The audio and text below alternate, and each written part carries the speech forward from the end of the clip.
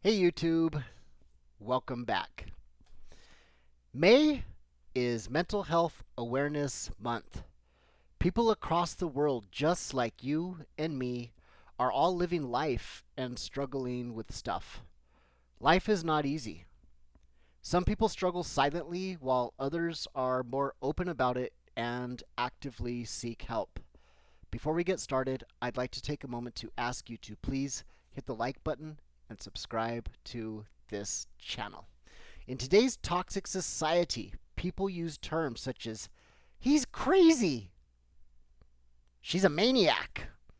Are you off of your meds or something? They use those terms in an attempt to gaslight each other. Well, that's not funny, and it's certainly not cool. We're all struggling with stuff, and at certain times in our lives, we will all get a taste of depression, whether we admit it or not. Some of us even have conditions such as anxiety, bipolar, dementia, ADHD, schizophrenia, obsessive compulsive condition, substance abuse, and post traumatic stress condition. This is not an exhaustive list by any means, and mental health conditions affect an estimated 970 million people in the world. Let me say that again. Mental health conditions are believed to affect an estimated 970 million people in the world. That's a lot of people. So nobody is alone in this. Even though mental health conditions can isolate people severely, and I encourage you to reach out for help if you're struggling. Always remember that it's okay to not be okay. And when someone close asks you how you're doing, tell them the truth. Today we use the green ribbon as a symbol of mental health awareness. This stems from the 1800s when the color green was unfortunately used to brand the people struggling with mental health and label them as insane. How toxic. Today, green symbolizes something else: new life, new beginnings, and new growth. We need to turn mental health awareness into action, and quite frankly, the mental health system is nowhere near as good or as accessible to all as it should be. This needs to change, and we all need to talk about it openly. Unfortunately, society often wants us to wear a mask. In fact, one time someone asked me how I was doing, and I told them. I could tell by their reaction that they were really just looking for I'm great, how are you? And then just moving on, walking away. So never ask someone how they are doing unless you're prepared to get a real answer. Humans can be so fake in pretending they care about others, but not all of us. Let's all purpose in our hearts to truly care about each other and love each other, because by the end of the week, you or I may be the one that needs care, love, and understanding.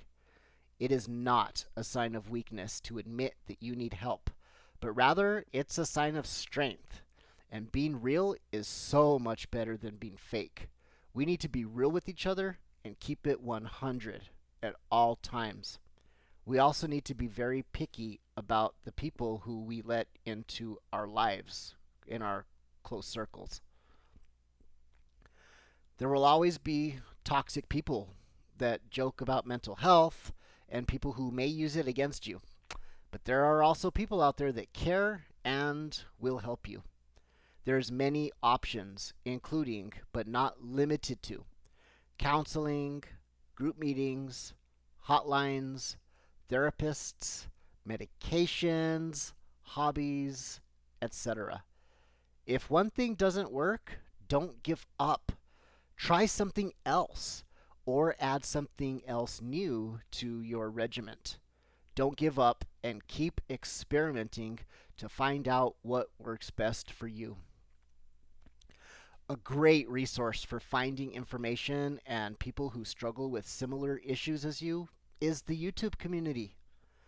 The age of computers has really brought us all together, even when we are in our house isolated, as there are many people who post helpful and honest videos about darn near every situation and condition.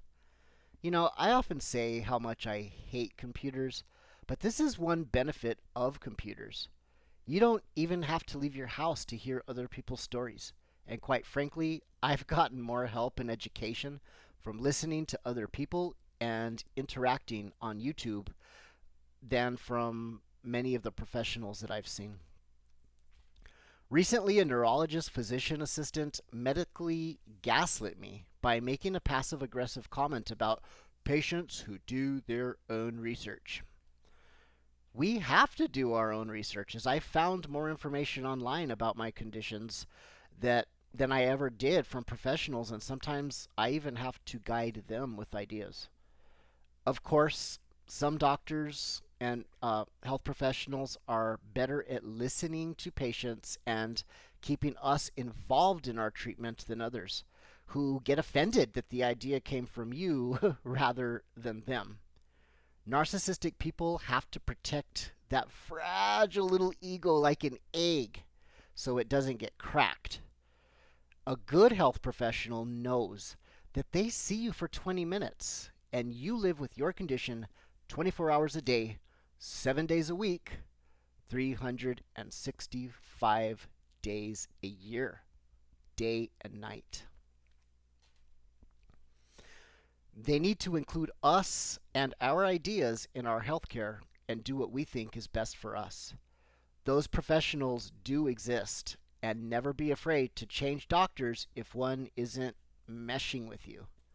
I know it's a lot of red tape, but stay persistent and actively involved in your healthcare. It's your health.